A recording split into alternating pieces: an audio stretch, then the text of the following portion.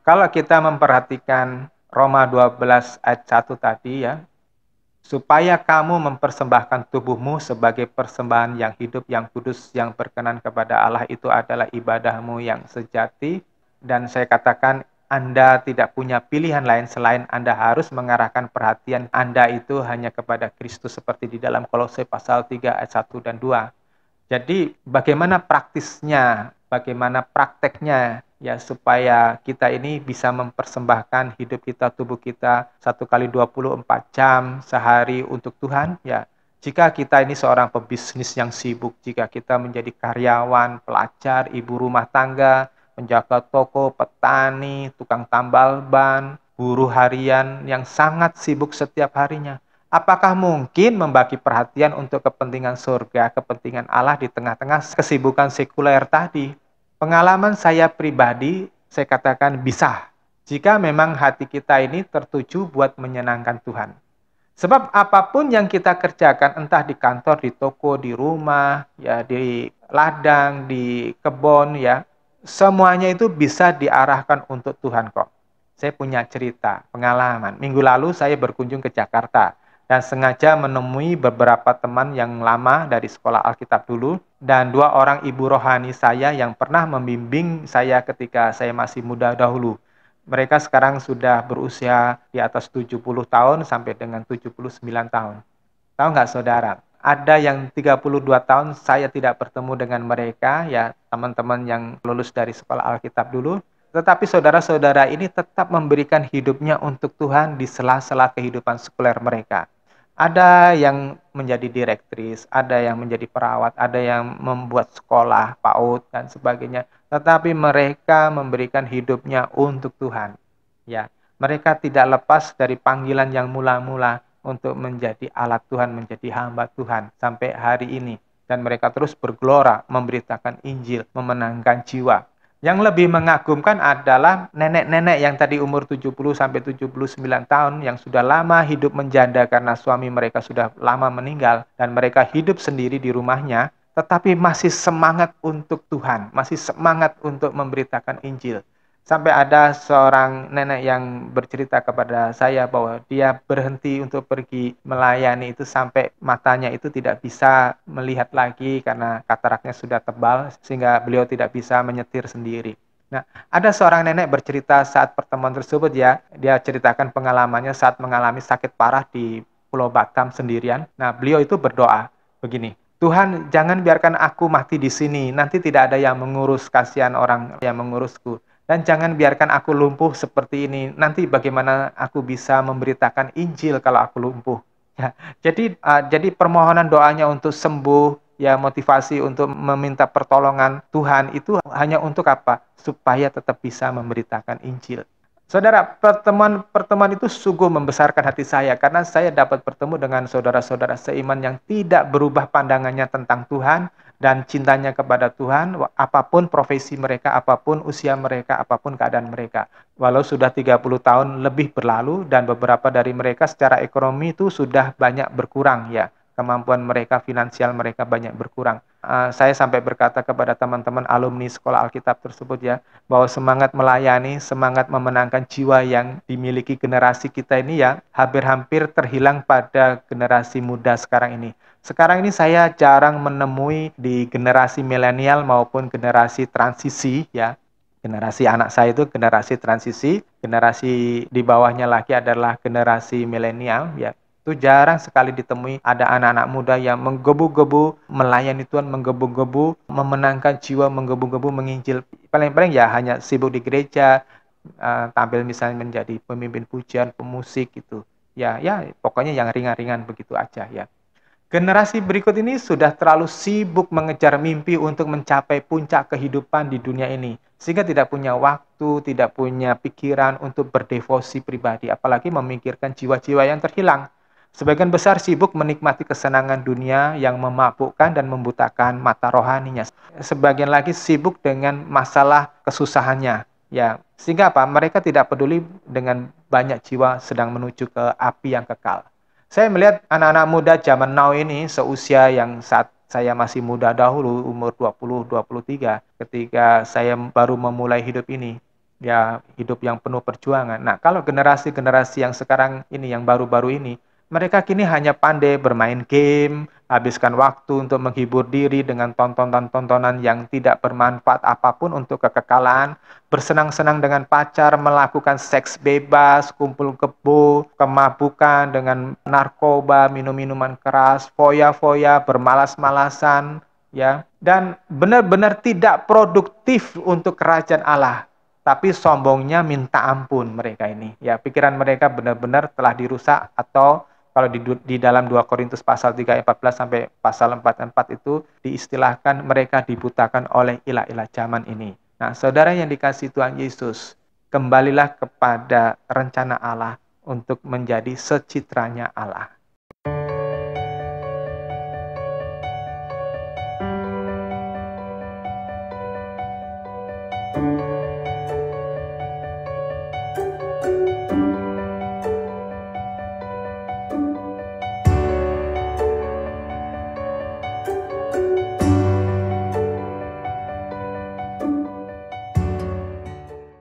Saudara-saudara yang dikasihi Tuhan Yesus, kita semua yang menyadari bahwa kita ini manusia, itu diciptakan spesial, khusus oleh Tuhan, ya.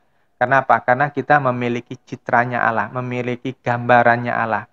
Jadi kita mestinya memiliki karakternya Allah, memiliki cita rasanya Allah atau kesenangannya Allah, memiliki cara berpikirnya Allah. Tetapi firman Tuhan mengatakan sejak Kejadian pasal 3, kita mengalami kerusakan sedemikian parah, sehingga apa yang ada di dalam pribadinya Allah itu tidak ada lagi di dalam diri kita. Nah, untuk mengembalikan citra kita kembali kepada citranya Allah itu, saya katakan memang tidak mudah, ya, tidak gampang. Dan ini membutuhkan tanggung jawab kita masing-masing, ya. Ini membutuhkan respon atau tanggapan atau jawaban dari kita masing-masing. Ini bukan tanggung jawabnya Tuhan, ini tanggung jawabnya kita.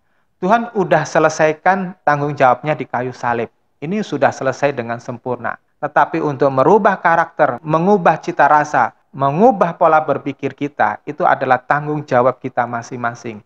Anda harus merespon pendidikan Tuhan, didikan Tuhan yang diberikan kepada kita seperti di dalam Ibrani pasal 12 ayat yang ke-6 tadi. Anda harus benar-benar serius menanggapinya. Saya sering menggambarkan pelatihan atau didikan Tuhan itu seperti pelatihan militer, ya, pelatihan yang keras, yang benar-benar tangguh. Orang-orang yang masuk di dalam akademi militer itu ya anak-anak muda yang lemah-lemah, anak-anak muda yang kurus-kurus, anak-anak muda yang letoy, ya, yang mungkin dari keluarga yang manja. Nah, begitu dia masuk di dalam akademi militer, maka para trainer atau pelatihnya itu menggembleng mereka di dalam latihan-latihan yang berat. Kadang-kadang di tempat-tempat yang kumuh, yang kotor, dengan latihan-latihan yang benar-benar menempa fisik mereka, menempa mental mereka. Nah, itu di dalam dunia militer. Nah, Tuhan menempa kita supaya kita kembali kepada citranya Allah, supaya kita tidak lagi menginginkan, tidak lagi menyenangi kesenangan dunia ini. Ya, sampai cita rasa kita, pikiran kita, karakter kita, pola berpikir kita itu bisa berubah menurut seleranya Tuhan, bukan selera kita lagi. Ya, kembali ke pertanyaan fundamental awal tadi, apakah orang Kristen pasti masuk surga? Bapak Ibu Saudara, saya sesungguhnya tidak percaya pada doktrin seperti itu. Kenapa? Karena sesuai Matius 5 ayat 20, Yohanes 3 ayat 3 sampai 5, Matius 7 ayat 21 23 dan banyak lagi. Selama Anda tidak beranjak dari muntahan lama, selama Anda tidak mau keluar dari kubangan dosa, seperti yang digambarkan oleh Petrus di dalam tulisannya di 2 Petrus pasal 2 ayat 21 sampai 22, maka jangan pernah bermimpi mau menginjak sorga. Sekalipun Anda penuh karunia-karunia dan pengetahuan Alkitab, sekalipun engkau mempunyai waktu-waktu khusus untuk berdevosi, menyembah, ya, bermazmur di rumah atau di gereja, selama karakter, cita rasa, pola berpikirmu belum berubah, sejengkal daratan sorga tidak akan Anda injak jika Anda menolak untuk berubah untuk kembali menjadi secitranya Allah. Sebaliknya yang akan dihadiahkan kepada Anda yang tetap mengeraskan hati dalam kesombongan daging, dalam kekerasan kepala Anda, adalah danau api yang menyala-nyala. Saudara bisa baca di dalam Wahyu pasal 19 ayat yang ke-20, Wahyu pasal 20 ayat yang ke-10 dan 15. Nah, ini sangat mengerikan. Saya sering bertemu dengan orang-orang yang penuh karunia-karunia roh dalam tanda petik, ya. Tetapi sebetulnya kita mesti tanya, itu roh yang mana, ya, dari mana? Ya, karena tidak semuanya berasal dari Roh Kudus, maka Tuhan mengingatkan ujilah setiap roh, ya.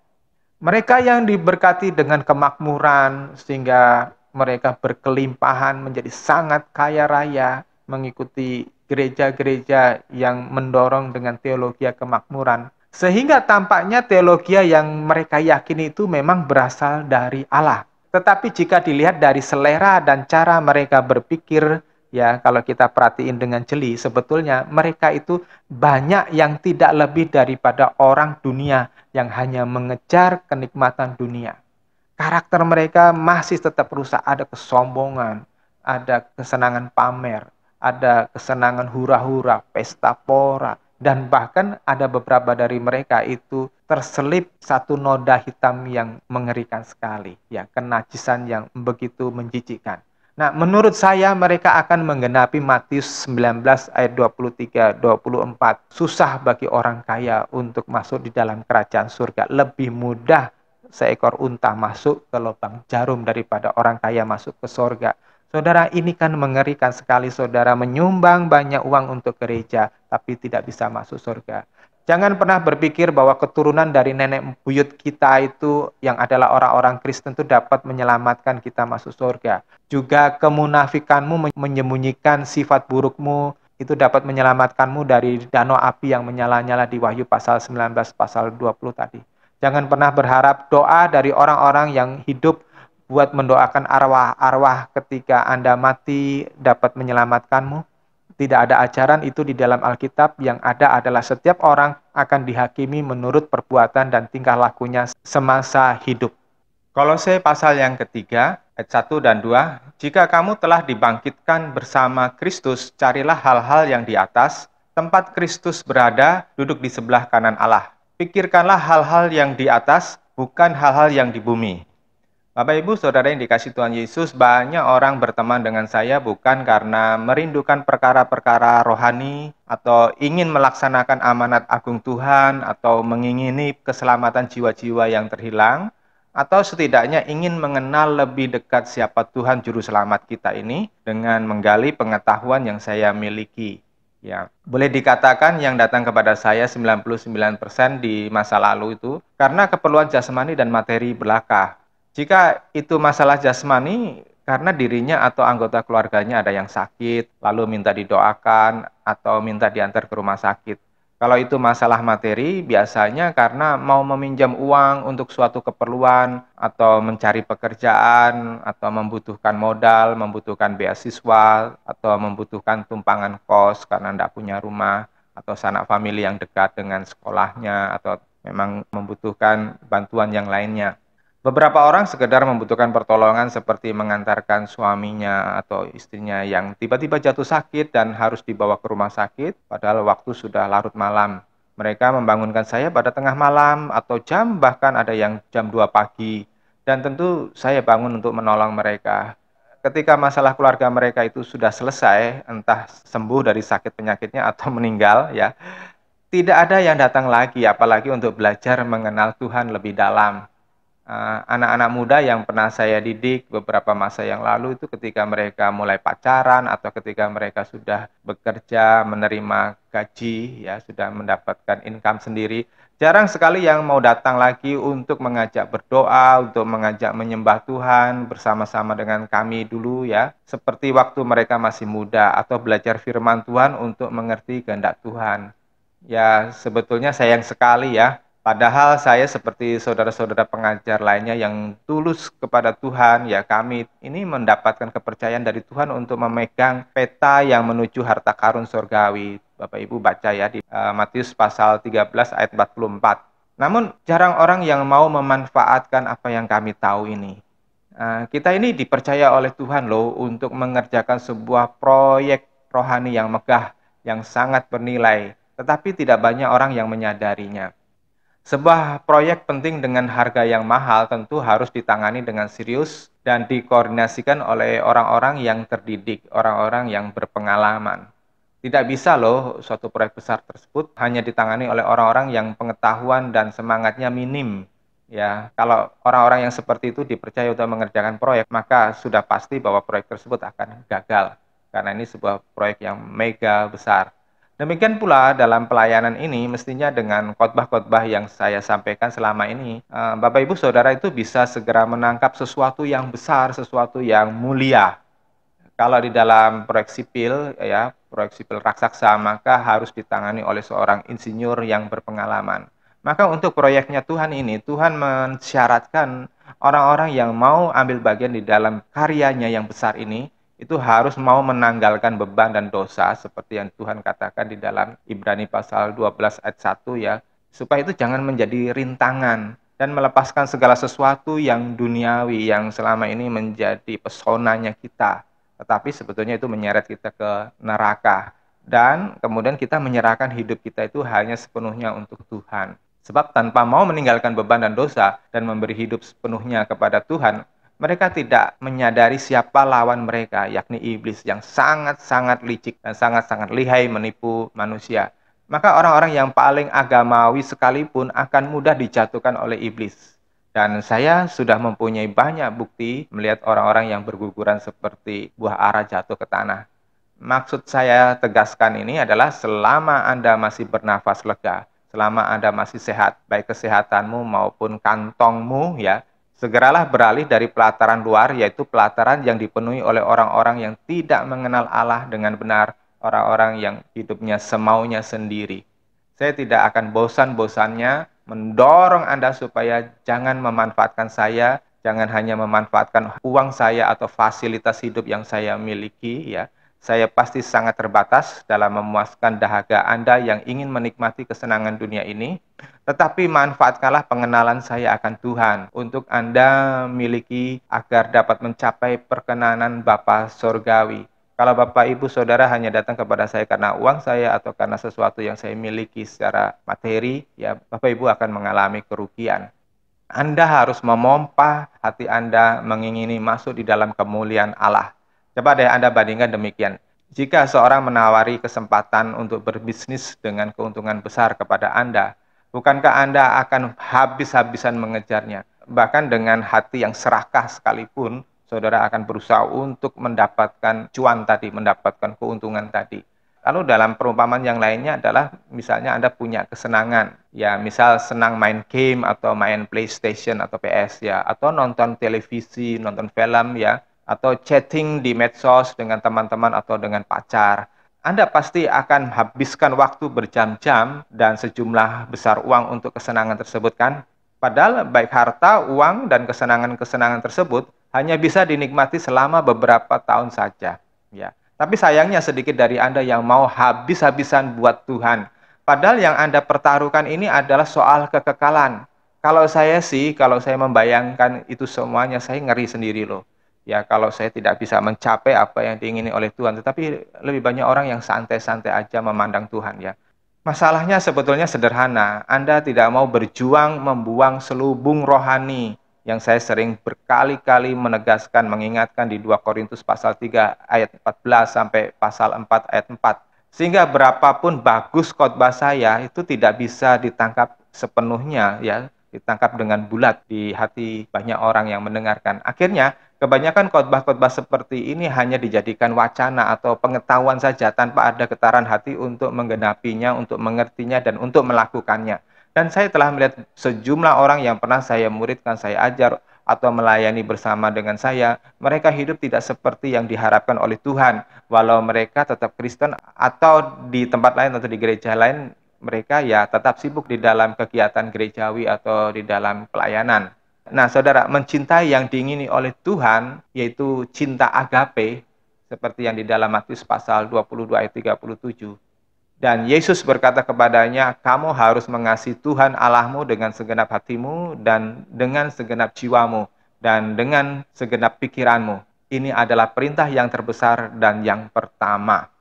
Anda perlu berjuang untuk mencintai Tuhan, sebab cinta yang diingini oleh Tuhan adalah cinta yang lahir dari kesadaran jiwa kita dan kerelaan hati kita. Tuhan tidak mau menghipnotis kita untuk mencintainya. Tuhan juga tidak mau memaksa kita mengasihinya. Demi masa depanmu di kekekalan, tanggapilah panggilan Tuhan untuk dibentuk Allah menjadi sempurna.